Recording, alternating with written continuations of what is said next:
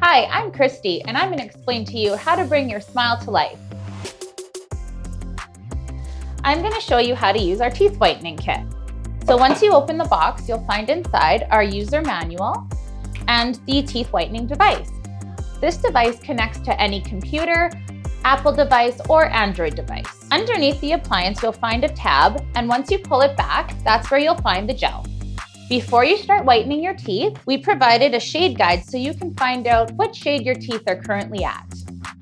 To use the whitening gel, you'll take the top off and you'll spin this until the whitening gel starts coming out. Just apply the gel to the outside surfaces of your teeth on the top and the bottom. You'll use about 1/4 to 1/5 of this whitening gel per application.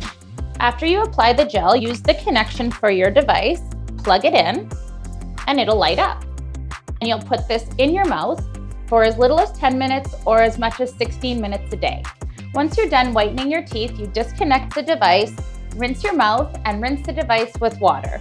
Store it dry in the case until you're ready to use it again tomorrow. Every 6 months at your follow-up visit, your hygienist will give you a jumbo refill tube of the whitening gel. Here's to whiter, brighter teeth.